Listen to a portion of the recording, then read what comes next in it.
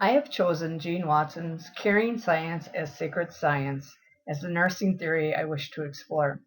There are 10 major concepts that I will be taking a look at, each one of them at a time. Miss Watson does believe that the person is more than the health condition. They are the body, mind, and spirit as a whole with the health condition, and that we have a relationship, an interaction with the patient to improve all aspects of that person for their health status. Major concept number one, formation of a humanistic, altruistic system of values. This is the unselfish caring that we give. We're treating the person as a whole and not reducing that patient to an object. For me, this is referring to maybe a 30-day readmit patient as that frequent flyer, or, oh my God, she's back again. We don't need to take away from the person they are or refer to them as their condition. There is more to them than just the condition. Major concept number two is installation of faith and hope, nursing care that makes you authentically present, the forming of a relationship that helps you promote, encourage health. This can also relate to your peers, patients, your leaders. This is, again, building that whole person and looking at the bigger picture.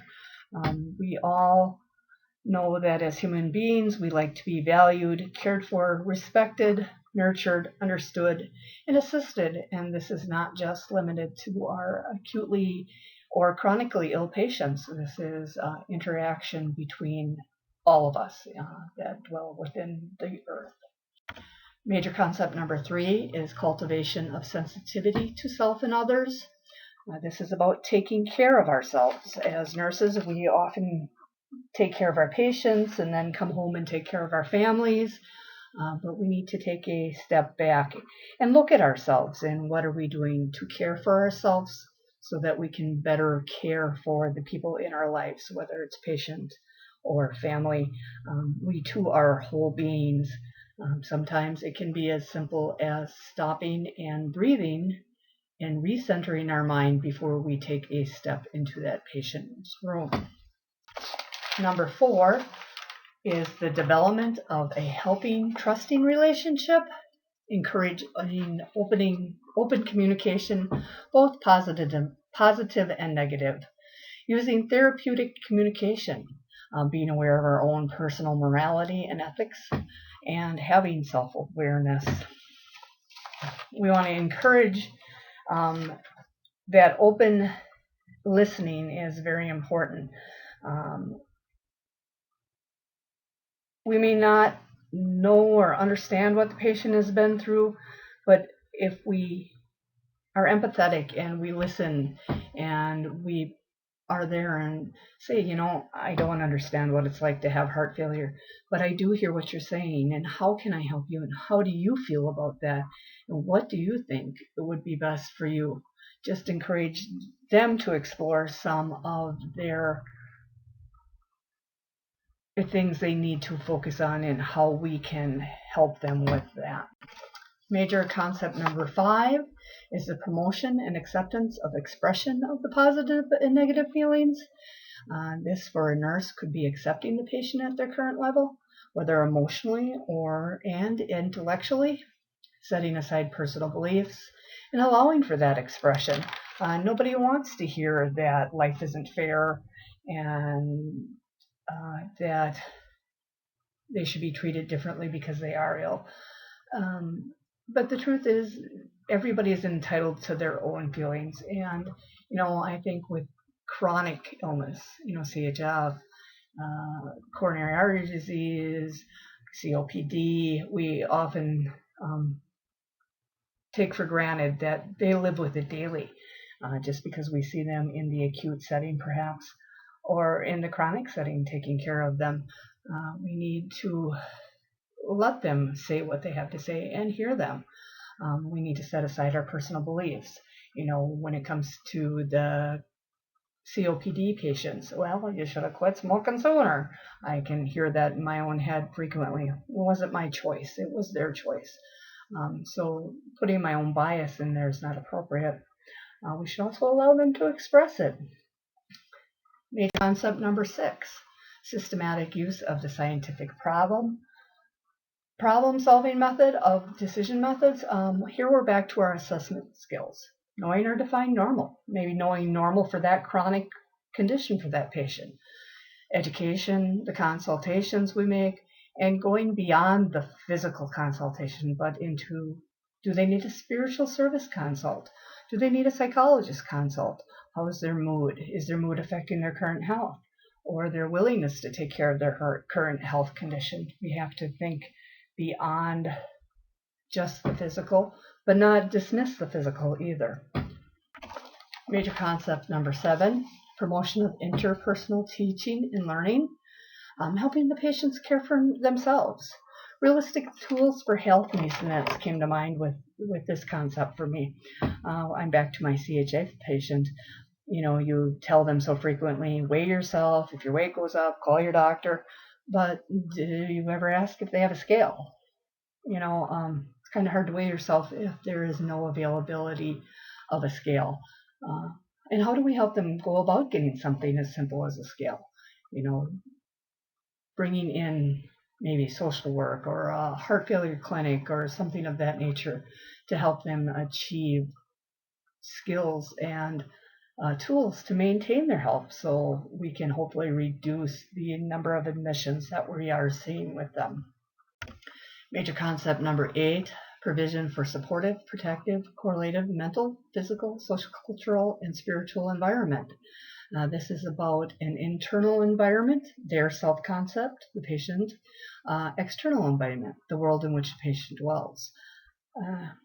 Very simply, the internal environment in the acute care setting could be as simple as opening the curtains during daylight hours when you have a confused or delirious elderly patient so that they may not get their nights and days switched.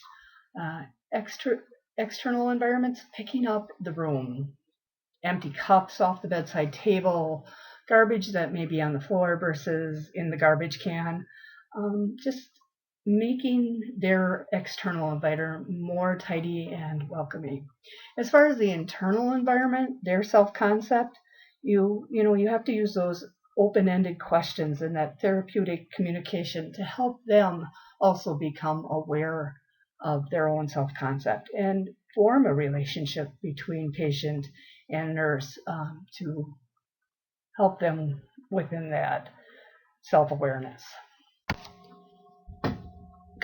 Major concept number 9, assistance with gratification of human needs, meeting the body's physical needs, the need for food, fluid elimination, and ventilation, meeting the psychophysical needs, the need for activity and sexuality, meeting the need for physical social needs for achievement and affiliation, and finally the interpersonal needs, that need for self-actualization.